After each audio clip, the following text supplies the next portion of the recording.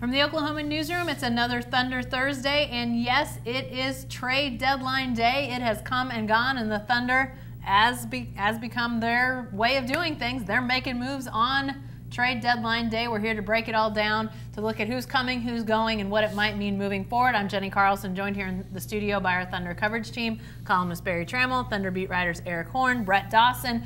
Right at the deadline, essentially a few minutes before 2 o'clock, we find out that the Thunder has done a deal with the Chicago Bulls. They're sending 3 guys. They're sending Cameron Payne, they're sending Anthony Morrow, they're sending Joffrey Lauvergne, but they're getting Taj Gibson and Doug McDermott, as well as a second-round draft pick next year, 2018.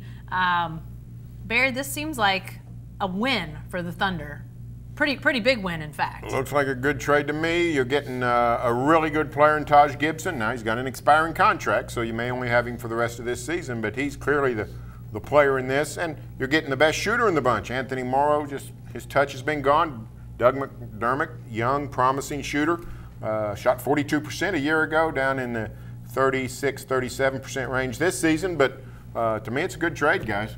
Yeah, I mean, improvement, Eric, is the word I think we're kind of throwing around here. Yeah, totally. And, you know, this was never going to be a move that was going to get the Thunder all the way into title contention, but it's definitely a positive move.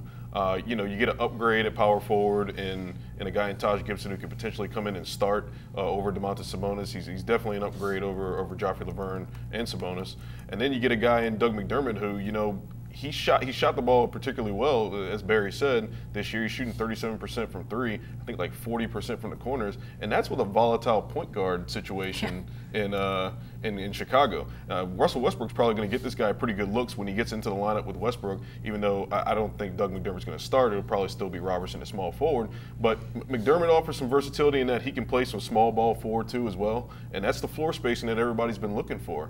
And you know, they also get an unprotected second-round pick in the trade as well. So the Thunder made out pretty well in this trade, and you got to feel pretty good about their chances to go and chase after the teams in front of them for the 4 and the 5 seed. Well, and I think that what you said is right. There was probably no 1 or 2 things that could happen, Brett, that would get them to, say, the Warriors level, the Spurs level, maybe not even the Rockets level, but they're definitely looking like they're going to be able to make an assault on those mid-range spots in the 1 to 8 rankings there in the West. Yeah, and I think they're better built for the playoffs. I mean, I think they're just a better playoff team. They can space the floor a little bit better, I think, with McDermott. And Gibson's a really good player. I mean, I think it's you don't want to undersell the fact that Taj Gibson is a really good player. For however long they have him, he is a significant upgrade in the starting lineup if they choose to start him over Domantas Sabonis. But it's also, you know, they've built themselves a team now. They have the easiest schedule in the NBA, almost the easiest schedule. It's in terms of win percentages, their opponents coming up. Mm-hmm. It's the maybe 4th lowest in the league. They play the fewest teams with winning records. They got a chance, I think, to make a real run at 50 wins, wow, at improving their seed. This is a significant move for them. Well, and Eric, you want to jump in? And then, you know, the addition of Gibson also plays into a strength that the Thunder already had. They mashed teams on the boards. Yeah. So this guy's going to come in and just destroy teams. I mean, whether he's coming off the bench or starting, you're going to get Enes Kanter back too. I mean, there's going to be some serious frontline power for the Thunder going forward, and Taj Gibson is a guy who already fits into what they like to do in terms of, you know, be able to defend multiple positions. He's a guy who can defend centers, power forwards, you know, maybe even like stay with some small forwards, because he's a pretty nimble dude. And he's a good defender. He can get out on the perimeter and guard some guys. Yeah, he's a good defender. Yeah. So, but it plays into what the Thunder already has, and it also strengthens what they already have as well. Well, I want to talk about lineups here in just a second, but let's focus first on Gibson and that contract, because one of the things that I kept coming back to in talking about this trade deadline was the Thunder needing to acquire guys that weren't going to be short-timers. There's a chance Taj Gibson will be a short-timer because his contract does expire at the end of this season. But Barry, as you look at it, as you look at who he was traded for, if you want to sort of look at it that way, they didn't trade a long-term guy. They traded a guy that was, or guys that were going to come up at the end of their contracts this year as well. Yeah, I mean, you're talking about an expiring contract for Taj Gibson, but Anthony Morrow, Joffrey Lauvergne, same way.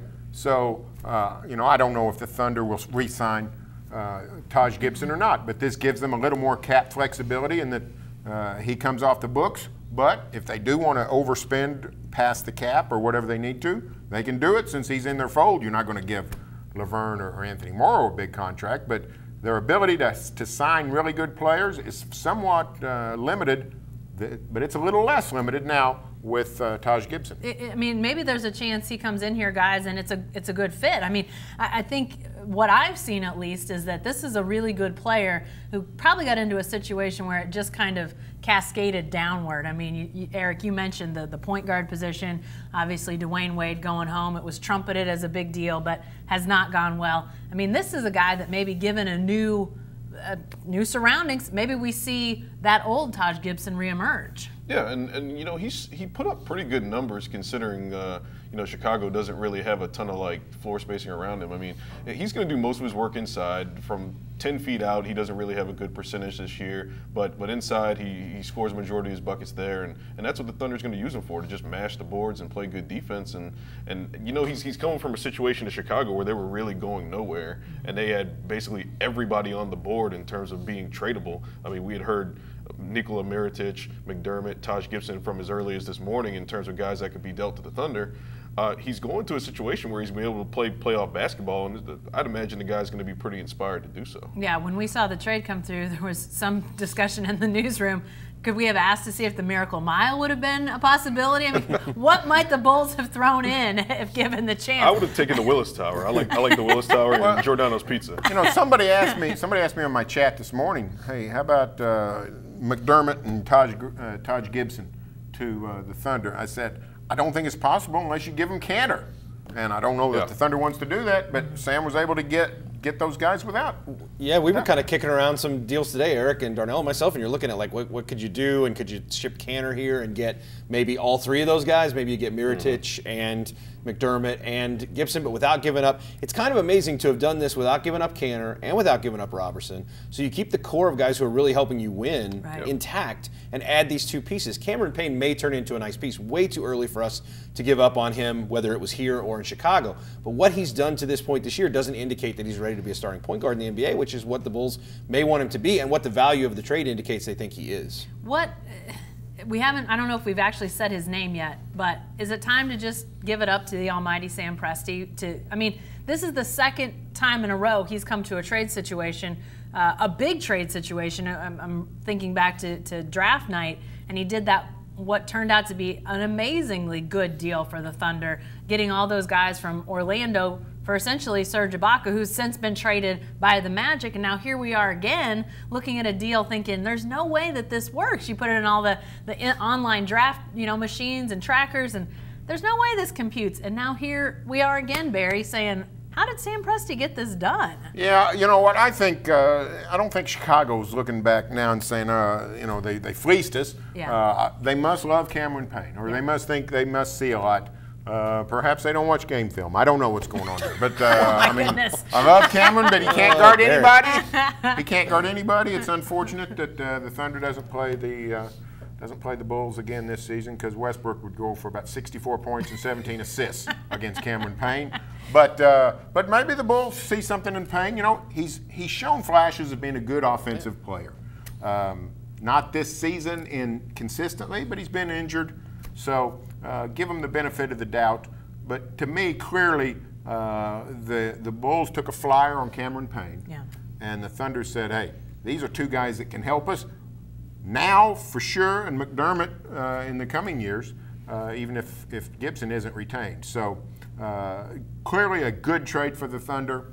We'll see how it goes for the Bulls. Is the campaign, I mean, the fact that he was such a big rock in this trade, is that surprising to you guys? I mean, Brett, like you said, it's too early to say one way or another, but what we've seen has left a lot to be desired. He's obviously been hurt, but does that surprise you that he became such a big part of this? I think he's only a couple years removed from being a lottery pick, and so it is, who knows? I mean, maybe he gets back to what we saw, what certainly you guys saw flashes of last year and what we've seen a little bit of this year, that ability to get inside, create, set some things up for other people. We didn't really see a lot of that after he got back, but 37 games is a ton of games to miss.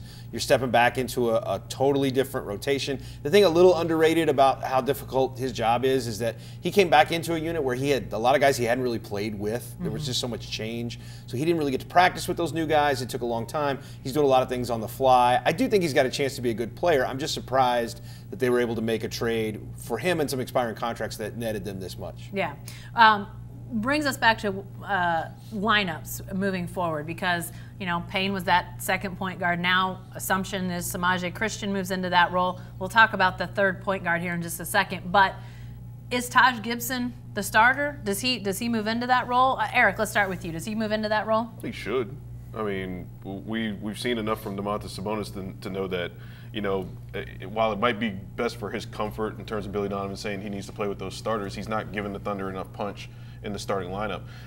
You know, you bring these guys in for a reason. You bring them in to maximize the roster, and I think Taj Gibson, being an NBA veteran, being a 30-year-old guy, will be able to seamlessly fit into the Thunder's starting lineup if they choose to do so. No matter what role they put Gibson in, I think he's going to be a great producer. And, you know, just the addition of McDermott just gives them added versatility. You know, they can bring him in. They could even play him in the lineup with Westbrook and give Oladipo a rest now and not have to play him and Westbrook together all the time. They could slide Roberson to a shooting guard, which he's used to doing. And it's just a really good move in terms of flexibility for the team. You know, we talked earlier this year, Brett, about Sabonis and potentially moving him into that second unit and how he's so hard on himself. I mean, it's not, and if he moves out of the lineup, it's not like he got benched for somebody already on this roster or got demoted for somebody already on this roster. So is that different? Do you think that'll resonate differently with him? Well, I think it has to. I mean, I think he just has to accept what's going to happen, and they have to not worry too much about his feelings if they're worrying about, you know, and his confidence if they're worrying about winning games. I think the Thunder played 57 games. Taj Gibson's played 56 playoff games. This is a guy who's, you know, he's been around the block. He's an experienced guy. If they decide that he's going to start, you'd hope that Domantas Sabonis would understand that you're not being replaced by just some guy that they went out and signed a 10-day contract. They went out and acquired a guy. He is a guy who, by all accounts, was not touchable at the trade deadline. They weren't going to give up Sabonis. There were a couple of reports that, you know, teams at least had some interest. There wasn't going to be any movement there. So they're committed to him long term. I think they can sell him on that long term commitment and still say to him, we got to go this way for right now. Well, and I think another interesting aspect of this is if he comes off the bench, he's going to come off the bench with Enes Kanter, presumably. I mean, unless there's a real big shakeup that we're not expecting here, Barry. And that's an interesting second unit to put out there with two really young, pretty versatile big guys. Well, it is. To me, you're wasting Taj Gibson a little bit playing him on the second unit because his strength is defense. Eric talked about his versatility. There's a guy that can body up and guard big men on the post. He can play the pick and roll. He's even got some Serge Ibaka in him that he can get out on the perimeter and chase guys around, and you can switch with him. That's less valuable against a second unit when you're playing the elite teams in the West. If you can start a lineup of Adams, Gibson, Roberson, Westbrook, Oladipo, that's a big-time defensive unit. Now, nobody's going to beat the Warriors. This Thunder team definitely not going to beat the Warriors. But that's a team that can match up with anybody else. So I think I would start Taj Gibson. You know, we've talked about the second unit needing some offense, you know, especially until Kanter gets back, which may be a while, may not be. But, you know, you could run some offense through Sabonis coming off the bench. So I would start Taj Gibson. When the playoffs get here, I think Taj Gibson's a guy that's going to have to play 25, 30 minutes a game. Well, you know, when you look at that second unit, it doesn't look too bad either. I mean, we haven't seen these guys on the floor together, obviously, but a healthy Kanter matched up with Sabonis and McDermott. I mean, and to me, I don't know how you guys feel, but Samaje Christian, I don't see right now as that much different than where Cam Payne was. So to me, that's kind of a you know, apples to apples trade there. But those three other guys, that's a fairly decent and interesting second unit, Eric. Yeah, and I think it'll be fine from the standpoint of, like, you've already got a guy in Enes Kanter who's bought in so much to be in that sixth man, that kind of that second center or power forward off the bench, that, like, you know, so Domantas Sabonis can't really pout about it because you've got a guy in Enes Kanter who's one of the most efficient players in the league coming off the bench right now, and he's not starting. So it's like Sabonis can sit there next to Kanter and say, well, I've got the perfect example of a guy who maximizes the most of his time coming off of the bench. I think it's a great situation for Sabonis to sit and kind of learn a little bit, and it's also a great situation for the Thunder to immediately upgrade their starting lineup. Yeah. Let me remind folks, you're watching Thunder Thursday. It's the trade deadline edition. We're talking about all things trade deadline. And guys, a few interesting other aspects of today for the Thunder, and we'll try to hit on all of them here before we wrap up. Open roster spot. Trading 3 guys for 2 leaves them at 14 right now on this roster. They don't have a third-string point guard. Do you have to go get a third-string point guard, Brett, or are there some other options? Well, Kendrick Perkins is an option if you wanted to go out and get a front court guy. Don't get my hopes up, please, by all means. To me, I agree with you to a certain extent about Samaje Christian, especially what he does defensively.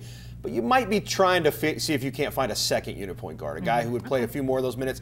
There's not, obviously you're finished with the trade deadline, but there's going to be some guys who are waived. There are some free agents out there. New Orleans has been looking at guys. So if you just look at the list of guys New Orleans looked at, some of those guys might be of interest. Jarrett Jack is a guy who's out there. Darren Williams is going to be a guy who's on the market. I don't know that necessarily that's a fit. Don't get Barry's hopes up. He's all about Darren Williams. We'll get to that in a second. It looks like he's going to get bought out in Dallas. So, there might be some guys out there. I do think it makes sense to go out and look at least at 10-day contracts at the very least, if not a guy for the rest of the season, to sort of shore up that second point guard spot without Payne. I would look at doing that. But, there's sentimental reasons. There's Kendrick Perkins always there. We'll talk Kendrick in just a second. But, Barry, make the case for Darren Williams. Well, I just think, we've talked about a shooter. This team needs shooting. But when you're talking about offensively, to me, almost as big a need as the backup point guard, because that's been a hole. And when Westbrook's off the court, especially if Cantor's not in there filling the bucket up, there's just not much going on at the point guard position. So if Darren Williams comes free, he's still a good player. He's no longer a great player. He once was an all-star. He no longer is. But he can still play. And if he's just out there free for the taking, I'm jumping on Darren Williams. That's interesting. Eric, what are you doing with that open roster spot if you're Sam Presti? Well, I just looked down at my phone, and David Aldridge said that if Darren Williams gets bought out, that he's likely going to the Cavs. So the Cavs are loading up. Okay. But that being said, Darren Williams would be a great idea. I like Mario Chalmers. He's lit up the Thunder in the past times that they played when he was playing for the Grizzlies before they let go of him. Marcus Thornton is a guy who could be an option. The Nets let go of him. He was traded to the Nets. Kendrick Perkins would be great for the locker room, but I don't necessarily think it's the best move in terms of the Thunder strengthening their offense. As we know, Kendrick Perkins is not a great offensive player. I think the Thunder's got plenty of defense that, as long as they play consistent defense now, particularly with the addition of Taj Gibson. What I think is interesting is with the addition of McDermott, how that's going to affect Oladipo running the second unit, because when you got an additional offensive player on the floor and McDermott that can shoot, that might be able to let Oladipo run the second unit a little bit more, and it'll certainly give Christian more opportunities because Payne's not there anymore. Barry, your eyes lit up at that. Who was the Thunder's backup point guard last season in the playoffs? Was Randy Foy? Randy Foy, who's not a point guard. Why did that take me so long to think of? Not a point guard. With McDermott now and Alex Abrinas, one of those guys could come in early for Oladipo. Oladipo can return not as the guy as sort of the scorer for the bench unit. He could be your backup point guard. Yeah. That may be your answer. Victor Oladipo, backup point guard, as well as Russell Westbrook's running mate. And we've seen a little bit of that already when Cantor has been out for the prolonged period of time. They've done a little bit more of that with Oladipo, staggered him just a little bit that way. Not so much to be the backup point guard, but just to get another offensive guy out there when Westbrook's off the floor. By the way, speaking of looking at things on phones and laptops, I've got mine up here because you just never know what's still popping out this afternoon with the trade deadline. But Anthony Morrow going on Twitter and saying, "Oklahoma, thank you for all you've done. My family and I can't express what this last 2.5 years have been like. It's been a blessing." Nice sentiments from Anthony Morrow, who was part of some of the biggest and best moments in Thunder history, to be around for that, and some nice sentiments. But I don't think you expect any less from Anthony Morrow. He's been a great team guy. One of the consummate Thunders. In my time covering the Thunder, he's been fantastic. Just always a guy you can go to for words or his opinion on something. He's an outspoken guy. He was a good teammate. He didn't complain about his minutes or anything like that, even though you had tons of people pining for him playing more, whether it was last season when Kyle Singler was playing a ton or even this season when Abrinas might have been struggling. But just a great guy, and you you would wish the best for his family and whatever happens to him, whether Chicago or elsewhere. Yeah. Pure class. Yeah. Pure class. Pure Absolutely. class. One of the if you did an all interview team of the guys that are there now, it wouldn't take you long to get to Morrow. I mean, he would have not the guys who are there now anymore, but of the guys who have been here all this season, he's been great to deal with. Has a great sense of self, of history, of politics. He's just a really smart guy, and it's a bummer not to get to talk to him anymore. You know, and you really hope guys that maybe need a fresh start, and we're talking about Taj Gibson in that regard, needing sort of a change of scenery. Maybe Anthony Morrow goes to Chicago, sort of recaptures some of that shooting touch that we've seen him have from time to time, and gets it going. You never know. It's crazy how sometimes little things, well, it's not a little thing to change teams, but something like that where court's the same size, basketball's the same size, hoop's the same size, but everything suddenly changes. Who knows? Maybe that's a change. And then he becomes a free agent, and he signs with Golden State or Houston and destroys the Thunder. And we talk about or the Charlotte thing because he's from Charlotte. And we talk about the Anthony Morrow game. Yeah. You know, there's there's all those games out there, right? Okay, all right. So be interesting to see what happens with that open roster spot. We don't know who will fill it or how that will be handled, but another interesting subplot to trade deadline day is Andre Roberson, guys, because apparently reports out of Chicago, the Bulls were really interested in acquiring Roberson, and the Thunder basically said, no, we want to keep him, and we want to try to get a deal done. Guys, I think we were kind of all of the opinion, at least sitting up here, that he was probably going to be moved today just because they didn't get that deal done in the offseason. Brett, how surprised are you that he's still a member of this team? I'm surprised. As we made sort of private predictions, I thought he was going to be shipped out, and that is the reason, that the history that the Thunder has with restricted free agency. I didn't think they were going to let him get to it. Didn't think they wanted to run the risk of him getting a big contract offer like a guy like a Solomon Hill. There were some reports today they were trying to gauge just what it was going to cost them as it led up to the deadline, and that might have influenced their thinking. It was a weird day, and since he came out of a meeting today and hugged some people, and there were a bunch of us at practice who weren't really going to deal with that because you don't know what that means. It did get out, and then he had some fun with that on Twitter, posted a little meme of a Simpsons character that said, "I'm a hugger." But yeah, I think it's good for them if they feel like long-term they can keep him around. He's a good guy to keep on this team right now, and I think as you upgrade your offense a little, he becomes even more useful because it's not such a detriment to have him out there. Yeah, he's a guy that fit well with this Thunder roster as it was built with Kevin Durant because there was so much firepower. You could have a strictly defensive guy, Eric, but now I have to think after the way the playoffs went last year, the thought within Roberson's circle was big contract coming. You're gonna make hay off of this, and who knows, maybe that still happens, but it seems like the great teams, the great scoring teams that would take an Andre Roberson, that's a fairly small group that would go looking for a guy like him. So maybe that money isn't there as much. What's your feeling about his situation as it relates to getting him re-signed? I don't think the money's going to be there. We're talking about maybe like the 10 to 12 million that we thought he would have been getting when these crazy cap projections were coming out last summer. Mm-hmm. I don't think that's going to be there for Roberson because he's still just not a great enough shooter to command that much money. But I mean, 5 to 8 or 6 to 8 million, that's doable. That guy's a lockdown defender, and the Thunder might actually be willing to pay that. I mean, in the event that they have the available cap space and they're willing to go in for him. And I think it says a lot about how much the Thunder values what he does in order for him to come back to this team, because he's a guy that was a restricted free agent. He was about to hit restricted free agency. In the past, Thunder has traded those guys like Reggie Jackson that have come to this point and not had a deal done. They actually kept Dion Waiters last year, who was a restricted free agent, and they kept him in part because they thought Kevin Durant was coming back. And that you thought that would have been a situation where they deal Roberson because they don't have a Kevin Durant around. But you add a McDermott, who's an extra shooter. I mean, I think that makes Roberson's value a little bit more as well because McDermott's not a great defender. Right. You put him out there and he can cover the holes for whether it's the first unit or the second unit. It's another affirmation that Andre Roberson has clear value to the Thunder, whether he's shooting well or not. Yeah. Andre Roberson he's a lightning rod because of how poorly his offense is, and he doesn't just miss shots; he misses them badly, and that's glaring to the average fan. It's glaring to the expert. I mean, it's alarming. But he also does something very, very well. And when somebody at the major league level, any sport, doesn't matter, but in the NBA, if somebody does something very, very well, whether it's play the pick and roll defense, whether it's scoring on the block, whether it's the three-point shot, whatever it is, they have value. And Andre Roberson is an elite defender. He can guard all kinds of people and guard them well.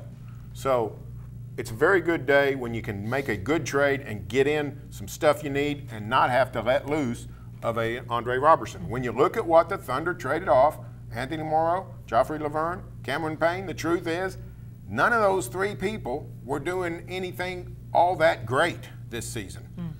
Andre Roberson was. Yeah, that's great. Great point. And I think, too, guys, I wonder if a guy like Doug McDermott, who's more of that outside threat that they've been looking for, maybe that changes the offensive thought process for Andre Roberson. We've seen him have some of his best success when he drives. When he goes to the basket, guys, he's fairly effective. Obviously, when you've got those wide open threes, it's hard not to take them. But maybe his mindset goes to, I'm a slasher. I'm going to get to the basket. Maybe I'll take a three every once in a while. But now he doesn't maybe have to in the same way that he did before. I don't know. Maybe that plays to his strengths, and the offense he does have can be maximized and sort of fills in the gaps there on the offensive end of the ball. I think the presence of Doug McDermott, whether he shoots it at a high rate or not, is going to help the entire Thunder offense. It's going to help Andre Roberson when they're on the court. It's going to help Victor Oladipo. It's going to help Russell Westbrook. And I think that Doug McDermott is going to be a guy who can really influence the game, whether he even has the ball in his hands or not. Just he could be in the corner and be a guy who could create space for everybody. Yeah. All right, guys, last before we get out of here, maybe the most unspoken part of this trade deadline day is the fact that the Thunder did not stand pat. They did some stuff to try to get better. And what does that mean to Russell Westbrook? What sort of signal does that send? Brett, before we went on to start recording, you mentioned this, so I'll give you first crack. What does it say in your mind to Russell Westbrook? Well, and Eric wrote about this today, that the clock sort of starts on Russell Westbrook with this day. What happens here? We don't know, because Russ doesn't really talk about it. We don't know how he feels about the roster. We don't know how he feels about whether they need changes. We've talked about this before. He's not LeBron James, who's out in public saying, here are the pieces that I think we need. But I do think it's important to send a message to him that you're not standing pat, that you understand your weaknesses and that you're going to try to address them.